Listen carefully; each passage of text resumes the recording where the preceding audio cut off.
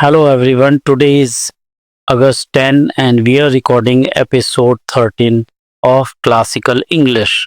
Now, the first sentence is the purported owner of the land failed to provide any legal documents. Now, the highlighting word in this sentence is purported. Purported का Hindi meaning होता है कथित। होता है ना किसी चीज को जबरदस्ती जो वो सत्य प्रभावित करना सत्य बोलना कि ये ठीक है।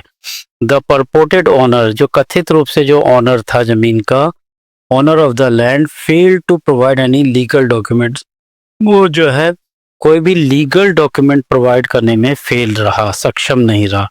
परपोर्टेड मतलब है कथित रूप से वो है कि नहीं ये डाउटफुल है। This is not entirely fact कि वही मालिक है। इस सेंटेंस में इसका यही सेंस निकलता है।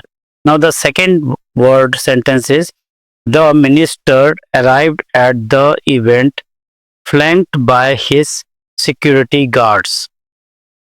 फ्लैंक्ड बाय का यहाँ जो हाईलाइटिंग वर्ड है that is flanked by. Flanked by का अर्थ है कि कभी भी हम किसी नेता को देते हैं तो उसके साथ में बॉडीगार्ड रहते हैं। फ्लैंक बाय का हिंदी मीनिंग है दोनों ओर से घिरा हुआ, साथ में कोई ना कोई उसके है। The minister arrived at the events, minister events में आए। फ्लैंक्ड बाय हिज सिक्योरिटी, उसको सिक्योरिटी गार्ड ने घेरा हुआ था। Now let's take the third sentence.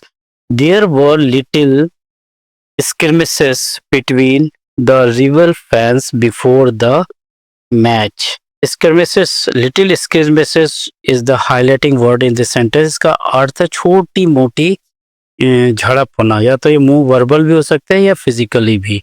जब इसको हम लिखते हैं सेंटेंस में अप्लाई करके देयर वर लिटिल skirmishes, छोटी सी झड़प हुई बिटवीन द रिवल फैंस, दो जो उसके रिवल ग्रुप के फैंस थे उनके बीच में बिफोर द मैच, मैच के शुरुआत में। Now let's take the fourth sentence. The soldier was injured in the line of duty. यहाँ जो हाईलाइटिंग वर्ड है that is in the line of duty. In the line of duty का मतलब है कर्तव्य पालन के दौरान। In the line of duty मतलब है कर्तव्य पालन के दौरान। The soldier was injured in the line, soldier जो है क्या घायल हो गया अपने कर्तव्य का पालन करते हुए या ड्यूटी का पालन करते हुए। Now the fifth sentence is the boss give them a long rope because he was new to the job. यहाँ पर जो हाईलाइटिंग वर्ड है गिव यू या करते हुए give him a long rope, यहाँ क्या ज्यादा ढील देना मतलब फ्रीडम देना, स्पेस देना कि वो कुछ भी कर सकता है।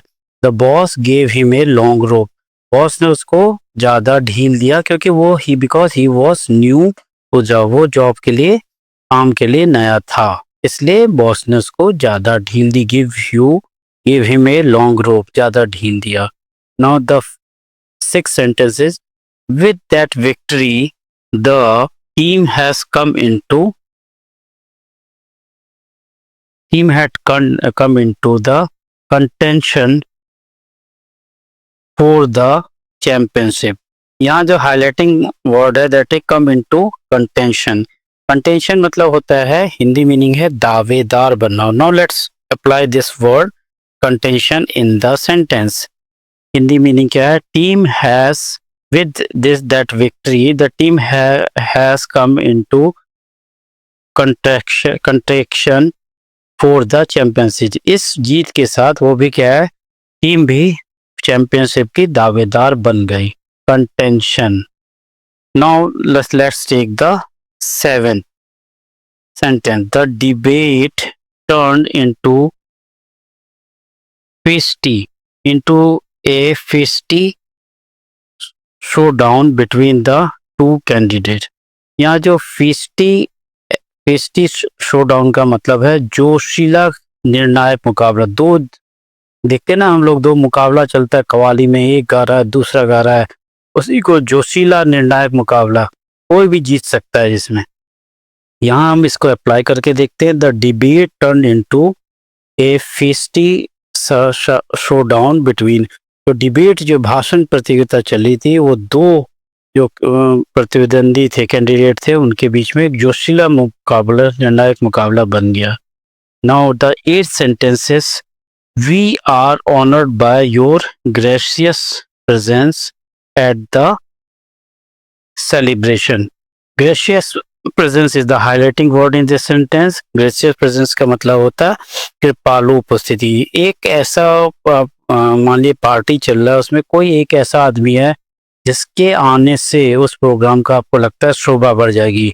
हम लोग कोट करवा देना कि देखिए उस प्रोग्राम में वो आदमी आया था, तो वही है ग्रेशियस प्रेजेंस का मतलब यही है कि पालो वी आर ऑनर्ड, आपके आने से, हम से, आपकी कृपालु उपस्थिति से हमें प्रेजेंस है, वी आर ऑनर्ड, हमारा सम्मान बढ़ा।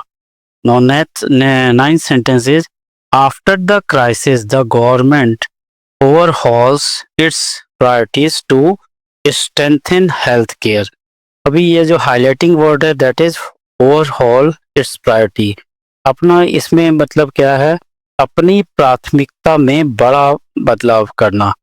जैसे प्रायोरिटीज जो थी, यहाँ अप्लाई करके देखते हैं सेंटेंस में।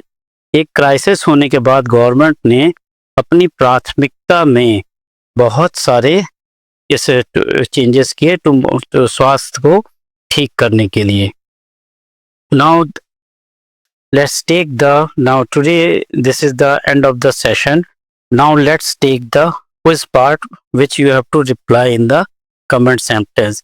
ये जो मैं क्विज पूछता हूँ ये पुराने, ये आपके नॉलेज का टेस्ट का नहीं है, ये आपके इंटरेस्ट को चेक किया जा रहा है कि आपने पुराने एपिसोड को कितने ध्यान से सुना, and what you have learned in from that you have to give the write in the answer in the comment section.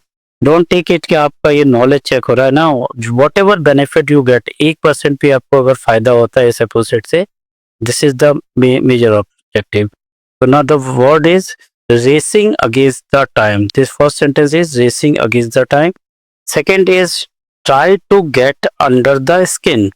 पुराने एपिसोड में ये वर्ड यूज किया गया है। And third is morphed into individual ego. अगर आपने पुराने episode को ध्यान से सुना है, you will easily able to give the answer. Thank you very much.